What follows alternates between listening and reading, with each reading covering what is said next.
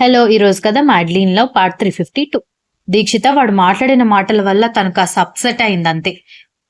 నీ మీద కోపం కాదు, బాధ మాత్రమే ఉందని శాడిస్ట్ బాబు చెప్పడంతో అది అర్థమవుతోంది కరుణగారు. కానీ ఆ విషయం నాతో మాట్లాడితేనే కదా తనకి తెలుస్తుంది. ఇలా అవాయిడ్ చేస్తే ఏంటర్థం అనగానే దీక్షిత ఇప్పుడు అవన్నీ మాట్లాడడం అనవసరం. తను ఒక శుభవార్త చెప్పింది. అది తెలిసి మనందరం సంతోషపడుతున్నాం కాబట్టి మీరు అభినందనలు మాత్రమే చెప్పండి. అవన్నీ గుర్తు చేసి మళ్ళీ తనని బాధ పెట్టకండి. తను కడుపుతో ఉన్న ఆడపిల్ల అని అంది దీక్షిత వాళ్ళ అత్తగారు.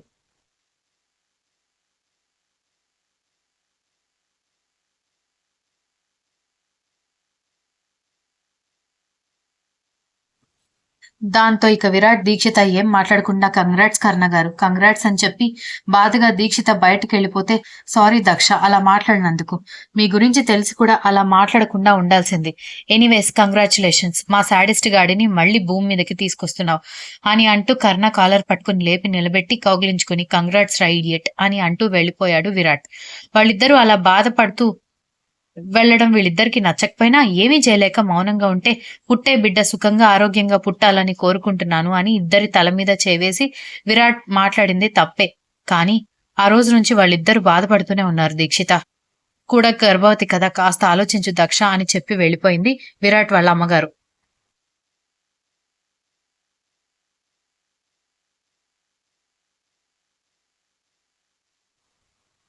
ఆమె నెమ్మదిగా అతని గుండెల మీద తల వాల్చడంతో ఆమెని దగ్గరికి తీసుకుని కాస్త రిలాక్స్ అవ్వు, ఎవరి గురించి ఆలోచించకు అని చెప్పడంతో, అది సరే, మీరేంటి రేపు షూటింగ్కి వెళ్తున్నారా అని అడిగేసరికి, నీకేమైనా పిచ్చి పట్టిందా, నువ్వు ఈ పరిస్థితిలో ఉంటే నిన్ను వదిలేసి నేనెందుకు వెళ్తాను అనగానే నెమ్మదిగా తలెత్తి అతని వైపు అదోలా చూస్తూ, నాకొచ్చింది 1 మంత్ ప్రెగ్నెన్సీ.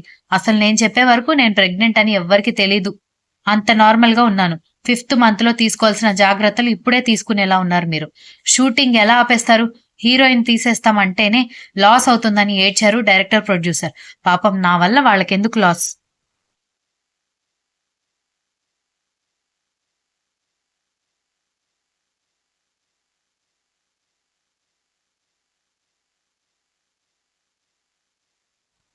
మీరు వెళ్ళండి. నన్ను రేఖ ఆంటీ చూసుకుంటుంది. కావాలంటే బామ్మ నాతో ఉంటుంది అనగానే, వాళ్ళందరూ ఉండడం వేరు, నేనుండడం వేరు. అంటే నేను దగ్గరుండి నీ పనులన్నీ చూసుకోవాలి అని చిలిపిగా అంటున్న శాడిస్ట్ బాబు గుండె మీద చెయ్యి అడ్డుపెట్టి, ఆ తమాషాలేవి కుదరవు. అవన్నీ బామ్మ చూసుకుంటుంది. లేదంటే అమ్మ చూసుకుంటుంది. మీరు షూటింగ్‌కి వెళ్ళండి అని చెప్పింది.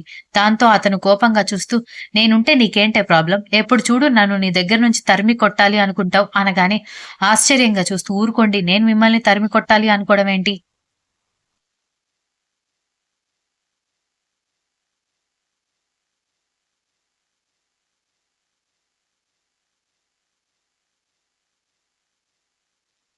మీరు నా ప్రాణం. మీరు అనవసరంగా ఎక్కువగా ఆలోచిస్తున్నారు. అదేమీ లేదు, వెళ్ళండి అని అంటూ ఉంటే, నేను వెళ్ళను, నాకు నీతో పాటు ఉండాలనుంది అంటూ ఉంటే, ఎందుకిలా అల్లరి చేస్తున్నారని నవ్వుతూ అడిగింది దక్ష. మీ అక్కకి గర్భవతిగా ఉన్నప్పుడు మీ బావ ఎన్ని సేవలు చేశాడో మర్చిపోయావా? వాడికంటే నేనేమి తీసిపోయానని నన్ను నీ పక్కన ఉండొద్దని అంటున్నావు అన్నాడు. భగవంతుడా! షూటింగ్ సగంలో ఆపితే మళ్ళీ లేట్ అయిపోతుంది. ప్రొడ్యూసర్, డైరెక్టర్ తిట్టుకుంటారని మిమ్మల్ని వద్దు అంటున్నాను గానీ, మీరు నా పక్కన ఉండడం నాకిష్టం లేక కాదు. పైగా ఈ టైంలో ఆడదానికి హస్బెండ్ పక్కన ఉంటే బావుంటుంది అనిపిస్తుంది. అలాంటి టైంలో నేనెందుకు బలవంతంగా పంపిస్తాను? మన వల్ల ఇంకొకరికి లాస్ రాకూడదు కదా!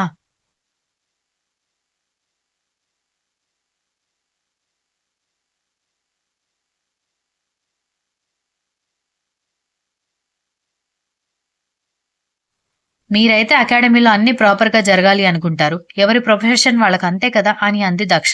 కరెక్ట్. ఈ తింగర్ది ఇన్ని రోజులకి ఒక పనికొచ్చే మాట చెప్పింది అంటూ బామ్మ లోపలికి రావడంతో, అంటే నువ్వు కూడా నన్ను తరిమి కొట్టాలి అనుకున్నావా అన్నాడు. నీ బొంద, నిన్ను తరిమి కొట్టే హక్కు ఎవరికుందిరా? అది మీ ఇల్లు.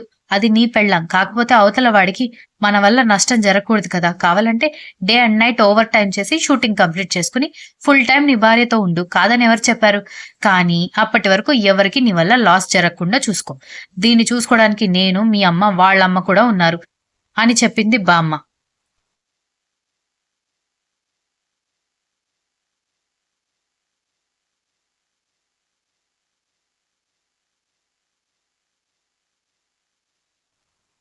శాడిస్ట్ బాబు కోపంగా చూసి వాళ్ళ నాయనమ్మ వైపు చూసి నువ్విక్కడే ఉంటావని దానికి హామీ ఇస్తే నన్ను బలవంతంగా వెళ్ళగొడుతుంది కాబట్టి సైలెంట్‌గా నువ్వు తాతయ్య ఊరికి చెక్కేయండి.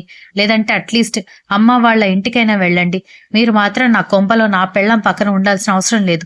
దాన్ని నేనే చూసుకుంటాను అన్నాడు.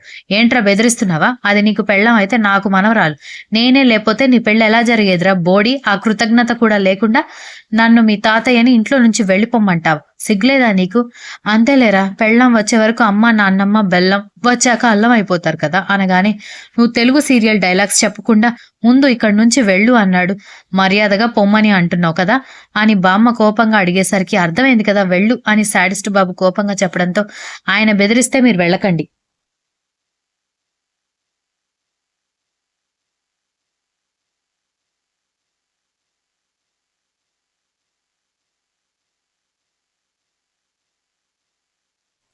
అసలే ఈయన ఆవేశానికి షూటింగ్ ఎన్నిసార్లు ఆగుతుందో తెలీదు. ఈ రకంగా ఆగిపోతే పాపం వాళ్ళు లాస్ అవ్వాలి.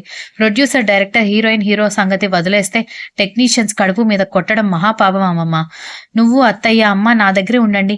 మీ మనవడు వెళ్లి షూటింగ్ కంప్లీట్ చేసుకుంటాడు అనగానే మేం వెళ్ళకపోతే వాడే మమ్మల్ని ఇంట్లో నుంచి మెడ పట్టుకుని గెంటేసేలా ఉన్నాడు అని అంది బామ్మ. దాంతో శాడిస్ట్ బాబు సీరియస్‌గా వాళ్ళ నాన్నమ్మ వైపు చూస్తూ ఉంటే ఏవండీ మీరు అమ్మమ్మ గారిని అలా కోపంగా చూడకండి. పైగా నాకు హాస్పిటల్‌లో చిరాకుగా కూడా ఉంది. ఎప్పుడు డిశ్చార్జ్ అవుతున్నాం అనగానే సాయంత్రం అవుతున్నాం అని చెప్పడంతో అదేదో మధ్యాహ్నం అవ్వచ్చు కదా!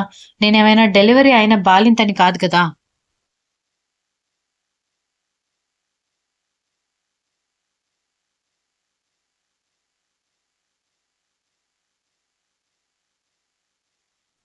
జస్ట్ ప్రెగ్నెంట్ అయిన అమ్మాయిని. ఈ మాత్రం దానికి ఒక రోజంతా హాస్పిటల్‌లో ఉంచాలా? అని అడిగింది. ఓసి నా పిచ్చి మనవరాలా! అంత ఈజీగా ఎందుకు పంపిస్తారే? మీ దగ్గర ఉన్నదంతా లాగేసి మిమ్మల్ని బికారులుగా చేసి వరకు డిశ్చార్జ్ చేయకుండా లోపలే ఉంచుతారు అంది. వాళ్ళు బికారులుగా చేస్తుంటే మొత్తం ఆస్తంతా రాయించుకోండి అని అంటామా ఏంటి? మనమే త్వరగా డిశ్చార్జ్ చేయమని అడగాలి అనగానే వాడు అడుగుతాడు గానీ నువ్వెక్కువగా వాగకుండా రెస్ట్ తీసుకో అంది. ఎక్కడ రెస్ట్ తీసుకునేది? ఒకరి తర్వాత ఒకరు చూడ్డానికొస్తూనే ఉన్నారు. ఆ మాత్రం దానికి నేను కూర్చోవడం మంచిది అని అంది.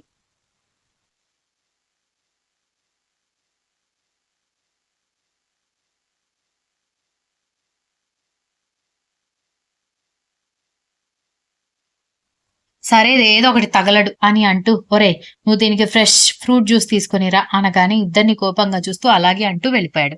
సాయంత్రం వరకు హాస్పిటల్లో అబ్జర్వేషన్‌లో ఉంచిన తర్వాత దక్షని డిశ్చార్జ్ చేయడంతో శాడిస్ట్ బాబు ఆమెను ఇంటికి తీసుకుని వెళ్తూ ఉంటే, "బాబు డెలివరీ అయ్యే వరకు అమ్మాయి మా ఇంట్లోనే ఉంటుందిలే. మీరు షూటింగ్‌కి వెళ్ళాలంట కదా! మీకు చూసుకోవడం ఇబ్బందవుతుంది" అనగానే శాడిస్ట్ బాబు దక్ష వైపు కోపంగా చూడడంతో, "అమ్మ నేను మిమ్మల్ని కూడా మా ఇంటికి రమ్మని పిలిచాను. నేను అక్కడికొస్తానని చెప్పలేదు. నేనొస్తే ఎలా ఉంటుందో తెలుసు కదా! పని మనిషి, అసిస్టెంట్, వాచ్‌మెన్, కార్ డ్రైవర్, కార్‌లో నెల మొత్తానికి సరిపోయే సరుకులు పంపిస్తాడు. అదంతా అవసరమా? అదేదో మీరే ఇక్కడికి రావచ్చు కదా!" అని అంది.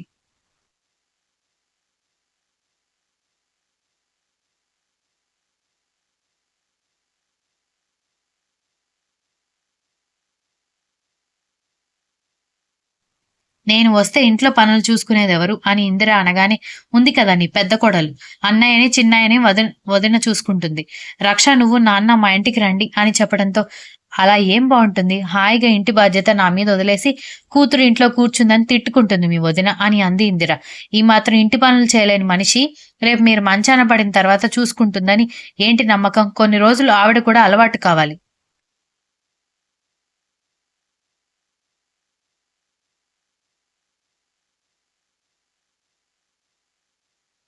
నువ్వు వెనక ఉండి అన్నీ చేస్తూ ఉంటే వదినకెప్పటికీ తన బాధ్యతలు తెలిసి రావు కాబట్టి, నువ్వు నాతో పాటు రావాల్సిందే.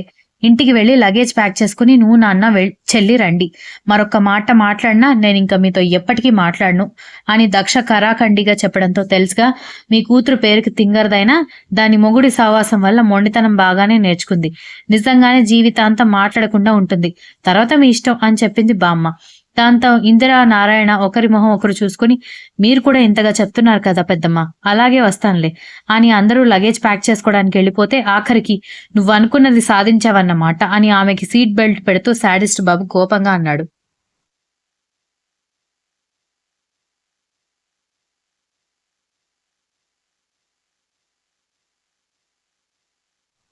మరి లేకపోతే మీరు నా తోక పట్టుకుని వదిలేలా లేరు. చూడండి, మీరు పక్కన ఉండాలని నాకు కూడా ఉంది, కానీ మన వల్ల డైరెక్టర్, ప్రొడ్యూసర్, టెక్నీషియన్స్ లాస్ అవ్వకూడదు కాబట్టి మీరు ముందు షూటింగ్ కంప్లీట్ చేసుకోండి అని చెప్పింది. Continuous. If you like the story, please like, share, comment and don't forget to subscribe.